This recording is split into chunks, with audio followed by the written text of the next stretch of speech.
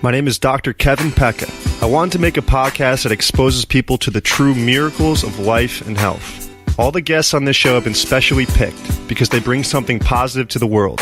They have some of the most amazing and inspiring life stories. These people have a passion for living, healing, and leaving the world better than they found it. There is something inside these people that made them keep fighting through all the tough times, even when people told them it was not possible. They carried on and made their lives beautiful again. And now they are sharing their experiences with the world. This is the Expect Miracles podcast. Enjoy the show.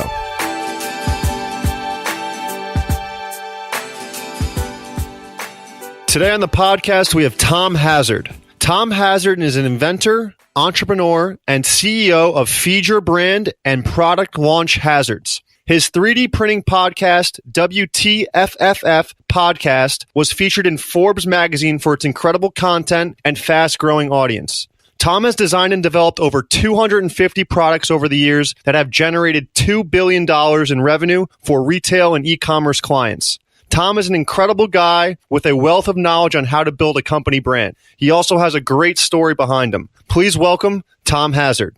Tom is the magic man behind the podcast. He makes all this possible. He owns his own podcast company, and I'm very excited to have him on today. Tom, how are you? I'm great. Thanks so much for having me on, Kevin. Absolutely. So, Tom, I met you a few years back, and you've really changed the course of what I thought was possible in this, and I'm excited to get your little background on you and where you're from and all of that. So, Tom, where are you from originally? You know, I was born in Boston, and I spent most of my early life, like first 30 years or so, in the Northeast between Boston and New York. Oh, you were out there until you were 30, huh? Yeah, a little over 30 even, yes. Oh, wow, I didn't know that. Yeah, I'm not a native Californian. My wife went to high school out here in California, and she's actually originally from the Northeast also, but she grew up more of her teen years in California, and we met in college, and on the first day of college, actually, and then eventually ended up moving out to California and are actually in the town that she went to high school in. It was sort of coincidental. Wow. You met her on the first day of college?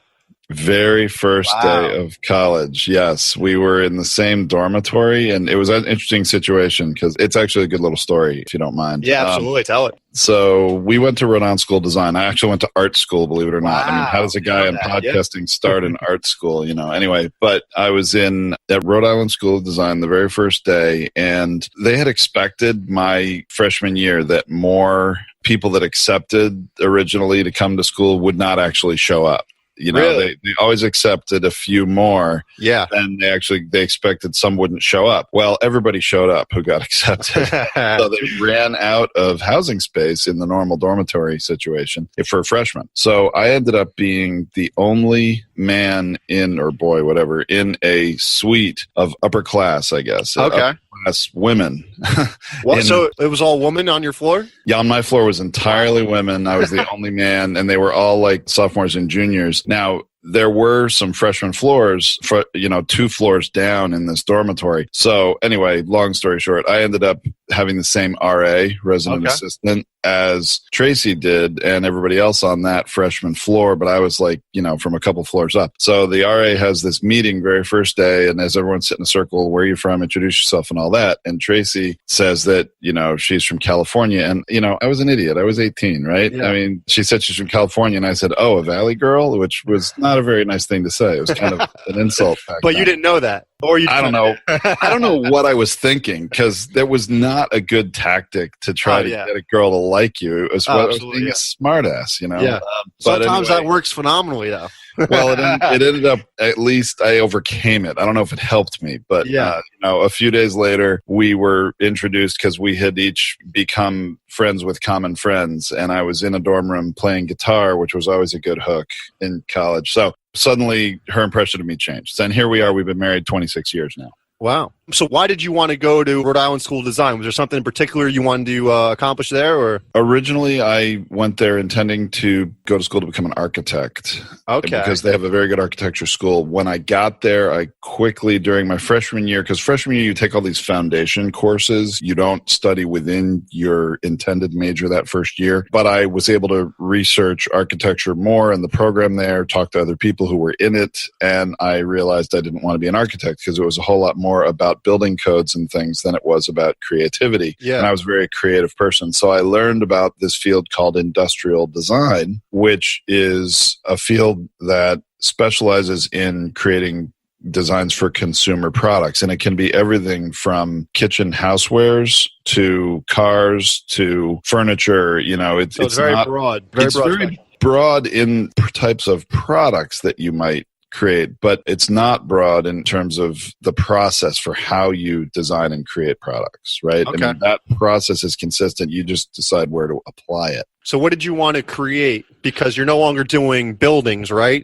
The field kind of changed a little bit, or? Well, I mean, I'm for many, many years, and I still have a business called Hazz Design Consulting, HAZZ for my last name, where we do consumer product design for companies. We have a lot of expertise in furniture. We've done a lot of furniture designs over the years, things you've bought or seen in Costco, and a lot of mass market products, Target, and places like that. And it was actually through that business that I created my first podcast, and that's why this actually relates. And how long ago was this? How long ago, did I start the first podcast? Yeah. It was like 2014. Oh, 2014. Okay. Podcasting started around like 2004 or 5-ish in the early days. Okay. Had a surge, then it sort of waned a bit in popularity, and it's had a big resurgence since 2012 and on. Podcasting has been steadily climbing in listenership, in number of shows available, and in audience. Yeah, popularity, I guess. And what made you gravitate towards the podcast? Well, in that product design business, we often created prototypes of products. These would be handmade samples in the early days. And then what happened as technology improved, we would use a lot of 3D printing. That still blows my mind. I don't even know how that works.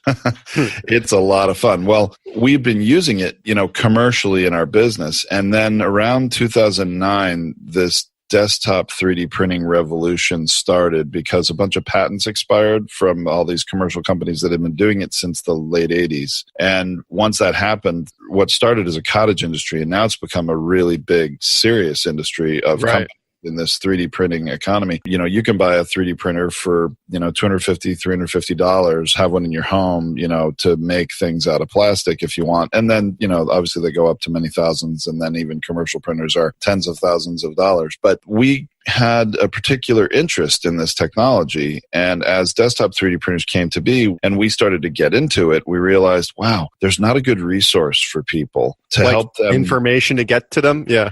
Correct. Information and, just resources that they could learn and help themselves jump the learning curve, because there was quite a steep learning curve to get into 3D printing yourself. So we thought, well, we had been listening to podcasts, and then we checked on iTunes. There was only a couple or 3 different podcasts on 3D printing. They were very tech heavy and not really speaking in, I would say, layman's terms to help the average person get into 3D printing. Okay. So we saw an opportunity, and it started as an experiment that we would, hey, let's start a podcast. We did it the hard way. We spent 6 months researching, reading a dozen books, watching, 50 YouTube videos, and listening to dozens of podcasts on podcasting, and learned how to do it and started our own. And with the idea that let's see if we can build a big audience and be that resource, establish ourselves as experts in that field, and maybe we'll have a great audience we could market something to in the future. We didn't even know what we might market to them at that time. And now we are about 520 episodes into that podcast, and it's been running ever since. That was our first podcast. And so what happened, and the reason that we now have a completely different business called Brandcasters that produces your podcast, among many others, is that we had to build a team for ourselves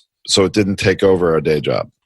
We really enjoyed creating the content, recording it, putting it out there for people. And we created a resource website where people can go to, also research things. We have event calendars. We have directories of other companies in the industry, all sorts of things. And that's where the podcast lives. So we had to build this team so that we could get it done. Because in the early days, we were publishing 5 podcasts a week. In the early For just your podcast, no one else's. No one else's. For the 3D printing podcast. That was to build an audience quickly. It's actually a very good strategy if you want to build an audience quickly for the first 8 weeks at least of a podcast. If you don't have to do it every day, obviously you can record a bunch in a sitting and schedule them out. But we did, one every weekday, published one every weekday. And it worked. But to do that kind of volume of content, you need a team. And once we put that team in place, and people saw what we were doing, other businesses, people we just knew in business, and because Tracy speaks on the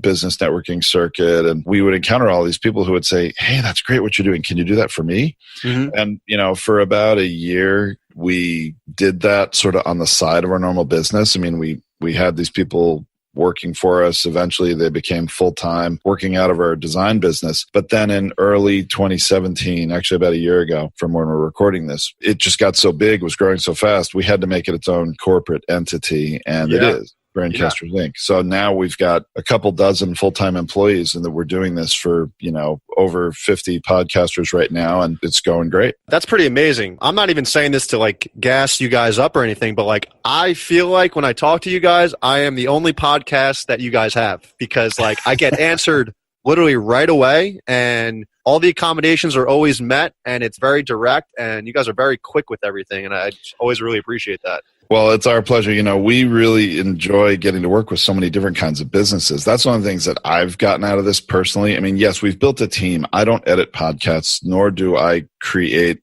the written content on your blogs, which is a very important part of this. But, we designed this business. We put the standards in place and hired the team and direct them with what to do. I'm more involved on the sort of sales side of it than anything right now. And I really enjoy talking to different people, learning about their businesses and helping them market and grow their businesses, because that's what podcasting is for us. I mean, a podcast audience is a wonderful and powerful thing on its own. But if you don't want to do more with it, you're probably not the right customer for us. Yeah. We help people market and grow their businesses using podcasting as a tool, but the podcast is a departure point. It's really 20% of what we do. The rest of it is all around blogs and SEO and, casting a wider marketing net for your business on social media and on Google. Mm-hmm. So it's so much fun. We have podcasts. It's a lot of fun. It's so much fun. Different businesses. Isn't it great? It's great. I just love how you talk to somebody every week that knows something that you don't, and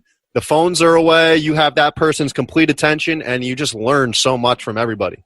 And I enjoy bringing, that information to a wider audience of people out there who can really benefit from it. I mean, podcasting has become a real go-to source of information, especially I think for younger generations of people in the United States. Absolutely, although I do think more people still go to Google first when they have a question or a pain point they want to search on. And that's why the blog posts are so important, because they come up in Google search, whereas Google doesn't, index or even pay attention to what's said in a MP3 file, which is what podcasts are, right? Yeah. But they do something written on your website. And so a lot of people find the podcast from Google. In fact, on our podcast, about 80% of the traffic we get in comes from Google. Yeah. Well, I remember I got some of the best advice from you that anybody's ever told me. And it wasn't like it was a whole profound speech or anything. But I remember when I first met you, I went into Dr. Hafer's office because she wanted to do a podcast. And I was still in school at that point. And I was talking to you and I was like, I kind of want to get established first as a doctor and everything. And all you said is, why wait? What are you waiting for? Just do it and your listeners will grow with you. And that was one of the best things I ever heard, because you were right. Why wait?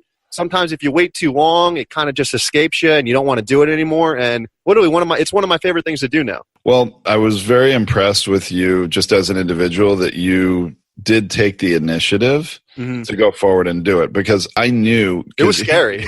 Well, I understand that. And you had, starting out, getting out of school, you were starting your own practice, and there's got to be a lot of things on your mind and a lot of expenses that you've got to deal with. So financially, I know it probably wasn't the most logical first choice, right? Yeah. But I knew from experience and from others in business, and I honestly hadn't had very many other doctors do it. So I believed it, but I hadn't had a lot of proof that it was going to produce a return, I guess a measurable return. I believed it. And you took the leap of faith. But yeah, I did believe that as you were going to establish yourself as a chiropractor, especially a Blair chiropractor, and start a new practice, you need a mechanism to market your business. Yeah.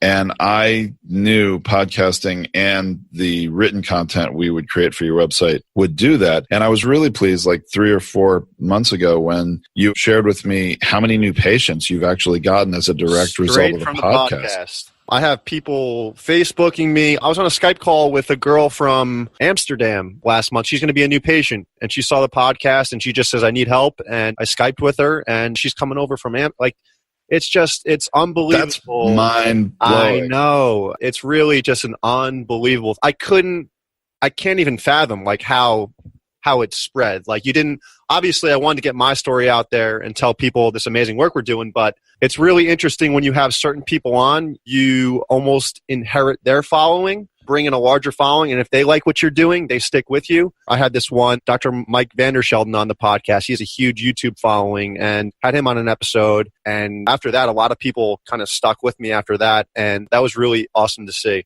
Well, and what I was thrilled to see, because we know podcasts have a global audience. Anybody can listen to you from anywhere. And I imagine a lot of people can't really afford to fly from another country to go for a doctor's visit. And that's understandable. I'm thrilled to hear this person is coming from Amsterdam. Yeah, that's cool. Because, I mean, before you were there in the metropolitan New York area, I have, a family that's in Westchester County, New York, and we go out and visit, for 10 days, 2 weeks, every summer.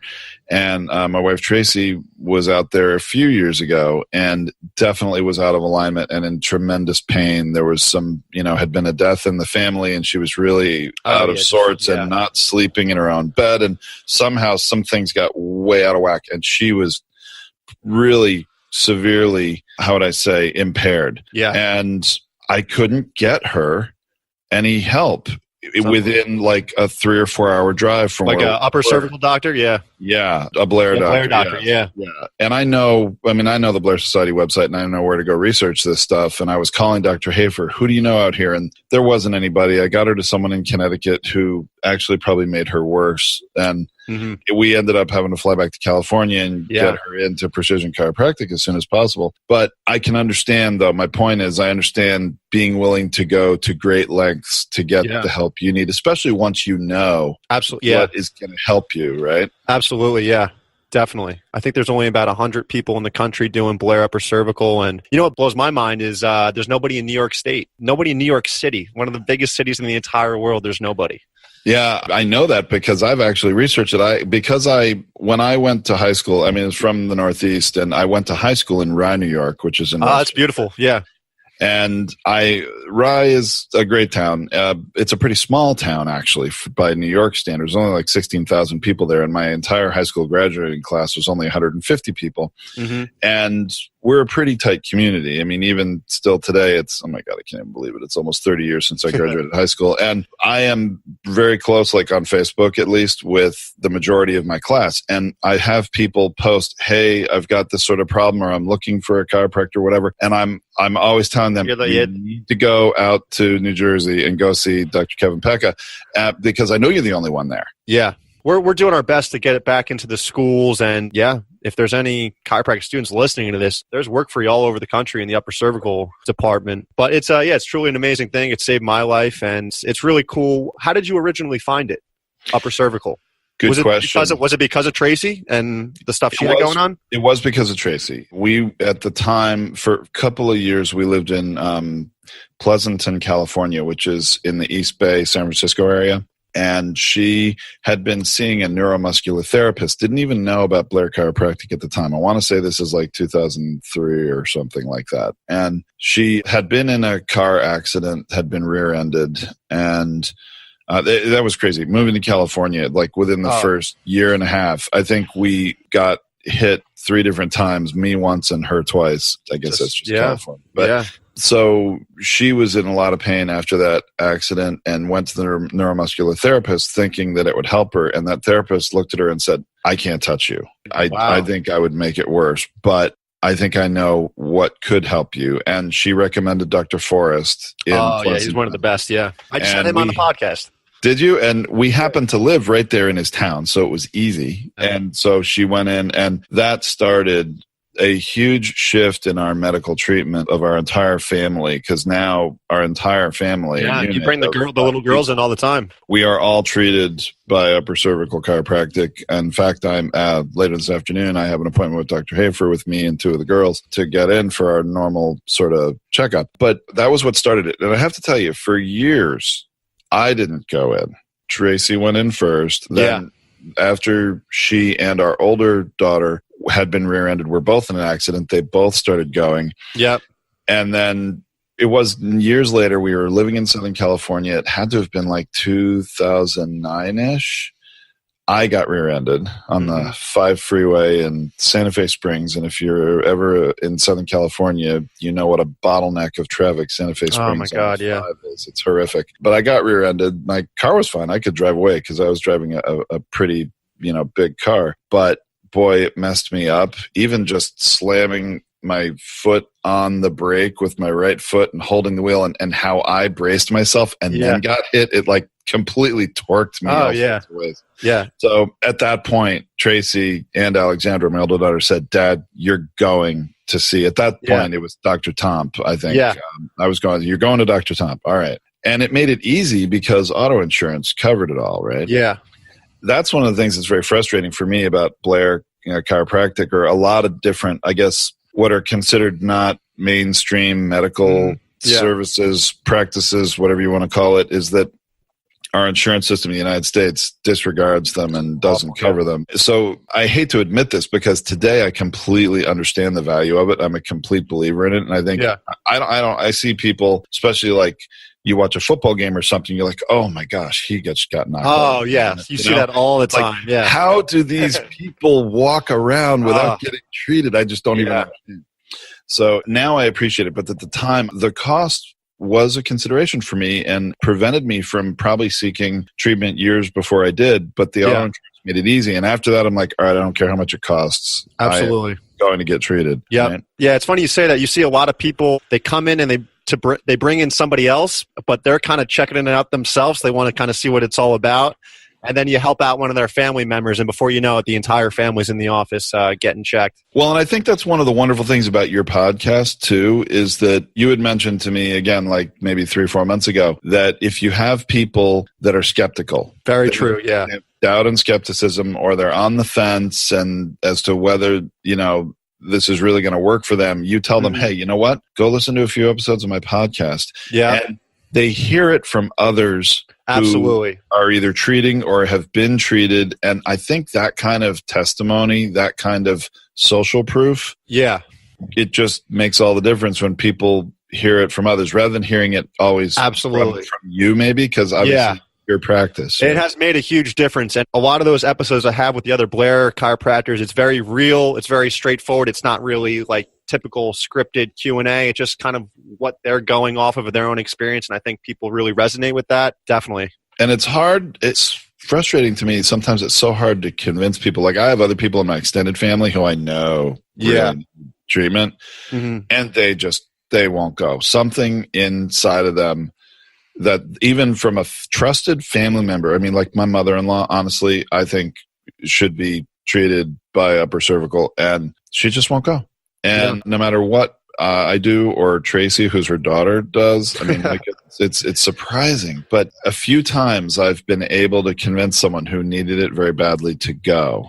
Did you convince your one buddy? What was his story again? He had I should have him on, actually. I think you should. He's got a heck of a story. And in fact, I think he's already he was used in Rochester, New York as a case study by his doctor, who's Dr. Gibson in Pennsylvania. Okay, yeah, he's good. And I sent him there. So here's the thing. So I have this, like I told you, I grew up in the Northeast. So I have a few friends that I've been friends with since we were, literally 8 years old.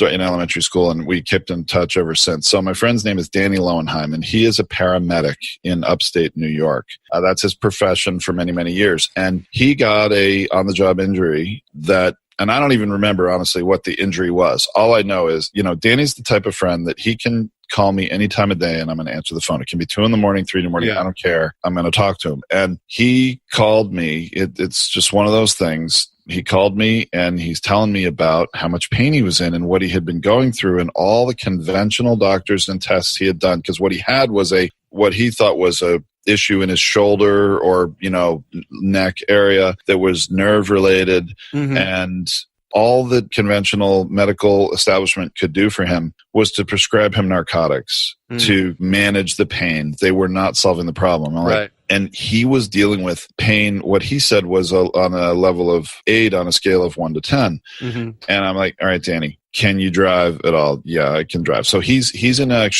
works in upstate New York in like Jamestown area, but he lives in Pennsylvania across the border in the place called Warren, Pennsylvania. So I get on the Blair website and I found Dr. Gibson and I checked with Dr. Hafer. I was like, do you know Dr. Gibson? She said, well, actually I do. Yeah. I don't know if he trained a little under her or somehow they knew each other from he's very solid. He's one of the best guys. He's been doing it for a while. But I think she even knew him before he was in practice and she did. She said, yes, you can trust him. Go to him. Cause you want to make sure. You want to make sure that he's legit. If somebody's going to drive 2+ hours to go see him who's in a lot of pain. So I said, Danny, I'm going to call this doctor's office for you and see if they have openings. And then you're going to call and make a specific appointment. And it's like, you know what? It's going to be expensive, but you need to go do this. Trust me. And he said, Tom, I'll try anything at this point. Yeah. And so he went and he called me afterward and said, Tom, I walked into that office with all this pain, like a level 8, and I walked out at about a 2. Yeah. It's unbelievable. And he's been continuing to be treated. And it took him from, he thought his career was going to end as a paramedic because you have to perform certain functions. It's a physical job. And looking at being on disability and really having a very low quality of life to then being very functional and having a great quality of life. And so he always is throwing all kinds of praise and thanking me. I'm like, Danny, well, you're my friend. I don't care. But, but I'm just glad you actually trusted me and went. And see, it's that barrier. I mean, it's so sad that people have to get to that point, be in that much pain before they would go and try this. Yeah. Yeah. Well, and you got to understand too, there's a lot of people trying to sell you, there's a lot of chiropractors that are trying to sell you $5,000 packages, 60 visits and everything. And it's just like, I don't agree with that. That's what I like about Blair too, is one adjustment can hold weeks to months to years where you don't need to be in the office 3 or 4 times a week. It's very, doesn't always hold the first time, but it has the potential to, and you almost become your own doctor after a while because we say holding is healing. I've experienced that too. I have, where I'll hold for 6 to 9 months, even maybe over a year at one point.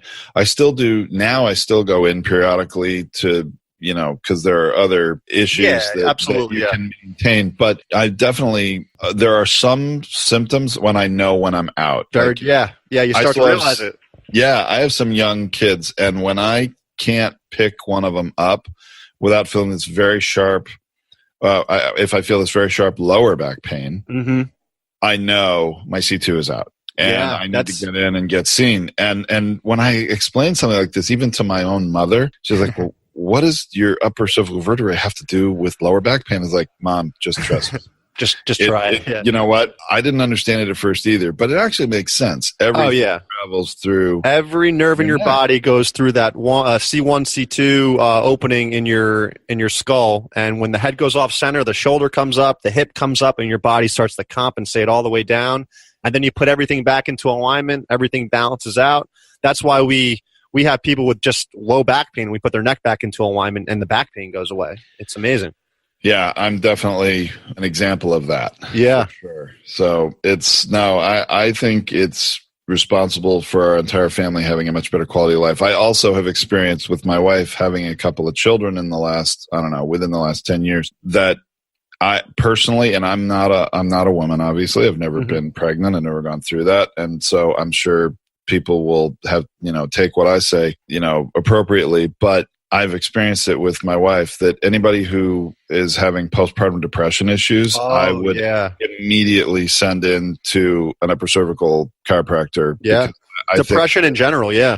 I've seen it. Yeah. Make the huge difference in the quality of life. Yeah, that was one of my big things. Depression, I was like suicidal, and I was a happy person. I was just like, I had no reason to be sad. Like I would go to a psychiatrist and I'd be like, listen, I'm just not doing well. I don't know. I have every reason in the world to be happy, but my physical body was giving out on me and I had all these symptoms. That's why I wasn't happy. And it's tough for them to pinpoint. Like, oh, you shouldn't be feeling like that. There's something wrong with you. Take this pill to mask the problem. It was just it was a dark time. And then once I got my neck put back into alignment, it's almost like my world opened up again. I felt connected again. And that's something that's hard to explain to people because we're always given a pill to solve the problem, but that's only masking the problem. Well, also, I mean, it boggles my mind to think, back through the history of human existence. I mean, a lot of people with a lot of issues and were written off probably in many ways throughout history in terms of their issues, or people that maybe were considered insane or whatever that could have benefited from this. And it's only been roughly 100 years or so that this field of study has been around and understood. Just around 100 years, yeah. Holy mackerel. I don't want to live in that pre-upper cervical world. Exactly, yeah. So, Tom, got another question for you about your podcast. How long did it take you to, I know you said you got a pretty good following the first couple of weeks, but was there ever a point where you're like, I don't know if this is working, or it kind of just kept exponentially growing? In the very, very beginning, I was questioning it, and I didn't know how well it was working. It took, and I think I would probably do things differently today, but it took maybe 3 or 4 months to get to the point where we had 30,000 total downloads, and that was a milestone that definitely, I think was saying, all right, we've now made it. In the early days, I sort of felt like maybe only my mom listened, even though that wasn't the case. And it's hard because there wasn't a feedback loop at first, but once you get past sort of 25 episodes, I think that's, if you continue after that, you've made it and you're going to continue because you'll be hearing from listeners. You'll be getting that kind of feedback. But there was an interesting time last year. We had to take a hiatus from that podcast because I have an older daughter who was getting married and I just had too much to deal with and I could not record consistently. And so I actually told the audience, you know what, guys, we got to take a break. We'll be back in like 60 days. And I didn't know if we would come back from that, but we did. The listeners stuck with us and it kept going. But I got to tell you, my experience, not only with our podcast, but with all the podcasters we work with and produce, as long as you record content, as long as you continue to do that, that's what it's all about, then the benefits will follow. And there are different results for every podcaster. Some measure success by getting actual business from it. Like, you have patients that are coming to see you, have become customers. Others measure it by how much engagement they're having or how they're growing their followings on social media. Others measure it by actually getting investors, if they're like in a real estate investment business, to invest with them, who found them through the podcast. There's so many different measurements of success. It's different for everybody, but I am seeing consistently, as long as you make that time to record content and put out new content every week, whether that's 1 or 2 episodes or whatever you can justify doing, then everything else will fall into place if you have the right support system too. You have the right. You can't try to do it all yourself because I couldn't have done this without you guys. Not even close. And you have a practice you're building. You have patients to treat. You don't have time to do much more than record this, upload it, and be done with it. Right? Yeah.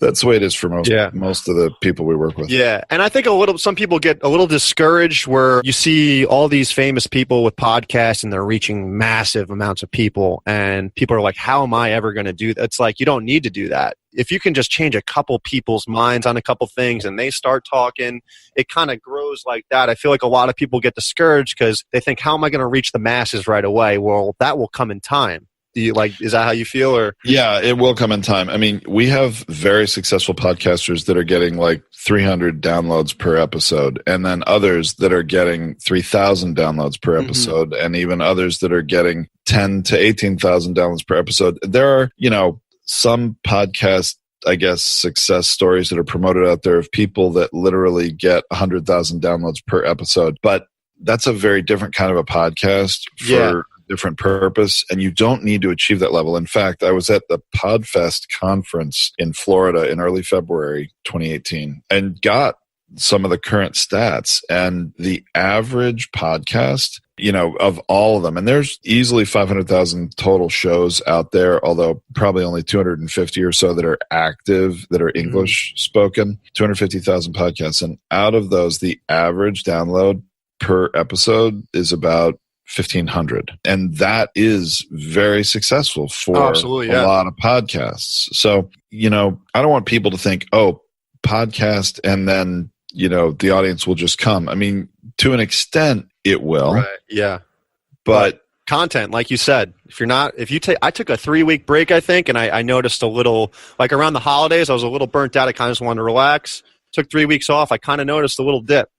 You got to have that weekly. Yeah, everybody happy, I feel. And you know what? It's not that you can't take 3 weeks off. You absolutely can. You can record 4 episodes in a day that you publish one a week and then, not do anything for a month. Absolutely. But you're right. You can see a fall off. But really, though, when you create this content, the written content for your website, and you're putting up a new long form blog post every week, Google is doing the work for you and marketing it for you, making the things that you've talked about, all these different phrases that you spoke that are related to things people type into Google search bar, either for their pain points or areas of interest or whatever, they're going to find your posts. They come up in Google search higher and higher in their search over time. And it's going to continue to work for you even when you take a break. Yeah, very true. Yeah. So it does pay off. It's a bit of a long game, but you will see results right away when you launch it. And if somebody wants to launch a podcast and have immediate results, like get on iTunes New and Noteworthy, which is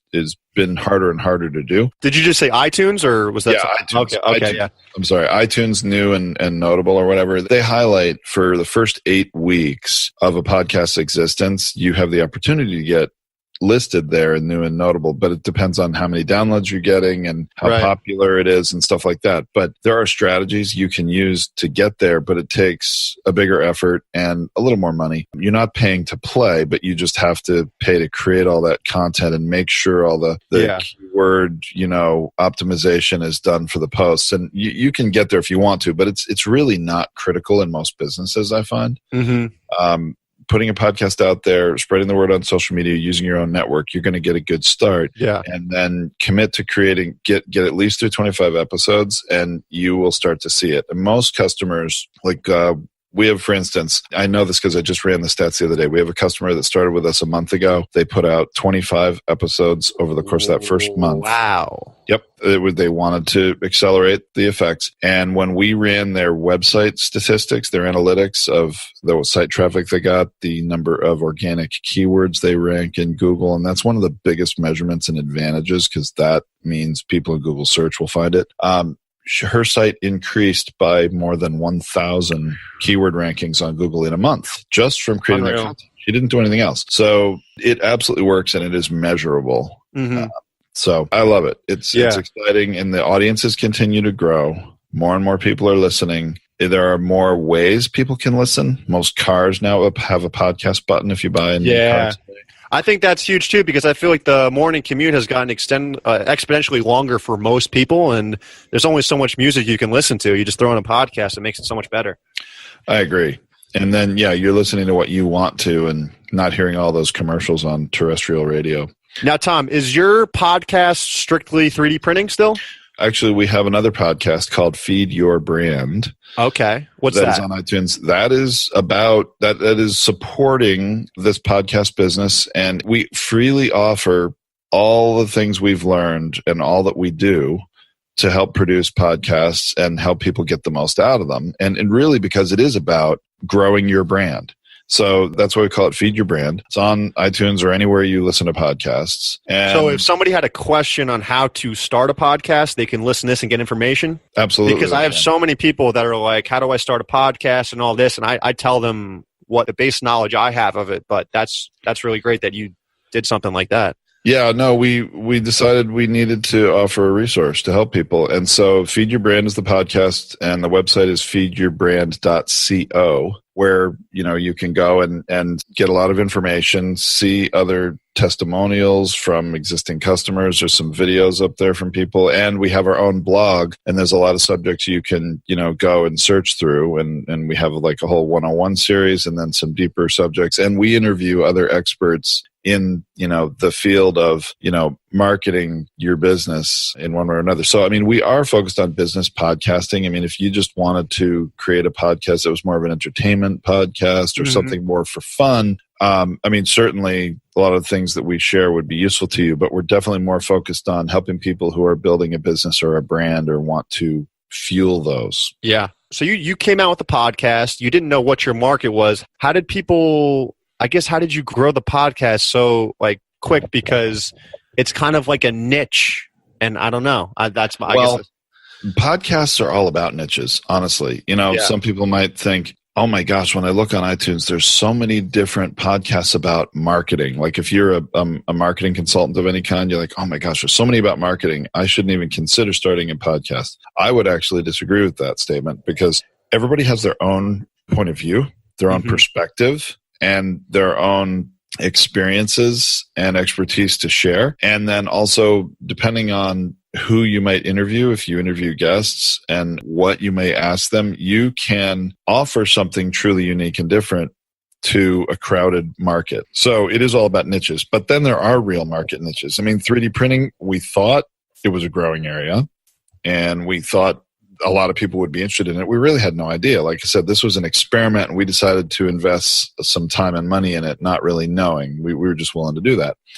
And we found that there were actually a tremendous amount of people out there who needed help, were looking for a resource, and hadn't been finding it. Podcasting was a really great vehicle. And we grew it all organically. We didn't do any paid marketing. We did not have much of a social media following when we started, so it's not like we could blast it out to a big list. Right. So you kind of put it out there and see what happened? We did. And I think if we were to do it over today, we could accelerate it a lot faster. I think we did really well at the time, yes. And we actually got written up in Forbes for building what they call a massive audience really quickly to 30,000 in a couple of months. But now we do that with a podcast pretty routinely. We have another one called the Note Closers Show that's a real estate investment podcast. It's a niche area of real estate investment. They hit... That's your podcast too? Not mine. One of the ones we produce. Right. And we launched it from the get-go, and that podcast hit 10,000 downloads within 3 weeks, 25,000 downloads within 6 weeks. And so now they've achieved close to 100,000, and much faster than we ever did. So I think, we've learned more when you really want to make it work harder for your business than you do for it. We know how to do that now. How many episodes are you putting out a week on the WTF podcast? Now 2. Okay. That's what I want to start leaning towards that. I got to get some more content though. We're doing 2. We're doing one interview episode and one episode that's a short subject with just us talking in an area that we think will be of interest to our audience and helpful to them, or answering sometimes a listener question. Is that you and Tracy back forth? We do, yeah. So that's something that makes it easy. That makes it really nice for content. It's fun to have a co-host and to have some dialogue where you're not just sitting yourself talking into a mic. Now, there are times when Tracy and I are not both available and we need to keep creating content, and I'll record some alone and she'll record some alone. What's your process on that? I did that one time. I liked it. A lot more work went into it. You got to make sure you know what you're talking about with no lulls or anything like that. So what's your process with just the recording by yourself? The solo casts? Yeah. Because those are more difficult for me. I only did one. Yeah. You know what? I create an outline. I don't script it. You never want to script it. You always want to be real, be yourself. But you have to know your stuff, and I have an outline of bullet points of things I want to cover. I think it's also helpful sometimes if you have a story you can relate to help communicate your point. And storytelling is, I think, something podcasters... It's an art. They really like. And it is hard to get good at, right? And I'm not perfect. That's why I love podcasting. Yeah. It's edited. Even, and your listeners won't know it, but earlier in this recording, at one point I lost my train of thought and I'm saying, all right, hold on a second. And then I get it together and I continue. But guess what? Our audio engineer will take that out and you'll never know it. So that makes you sound your best. That makes it a lot easier on the guests too, because I asked some people if they want to come on and some of them are a little hesitant because they're fearful of messing up or misspelling. I was like, listen, it's heavily edited. Don't worry about it. If you don't know what to say, you pause for a second, recollect, and that makes it a lot more opportunistic to get more people on, I feel like. Yeah, it does. So, Tom, what are your podcasts and where can people find you on the internet? Our podcast, Feed Your Brand, is available anywhere you would listen to podcasts. But if you want to go to our website to get a little more detail and read about it first, you can go to feedyourbrand.co. And our company website for all the stuff we do with podcasts is called Brandcasting U, brand with a, BRAND, not broadcasting, brandcastingu.com. And that's where you can find all about us and learn how you could start your own podcast. All right, Tom. Thank you so much for coming on. Look, I really enjoyed this episode. Thank you so much. Oh, thank you for having me. It was a pleasure. All right, Tom. Have a good one. Thank you, everyone, for listening. My private practice is located in New Jersey at Montclair Upper Cervical Chiropractic. If you have any additional questions about today's podcast, other episodes, or any questions about Blair Upper Cervical Chiropractic in general, feel free to visit my website at drkevinpecca.com or subscribe to my YouTube channel at Dr. Kevin Pecca. Hope you enjoyed the show. Cheers.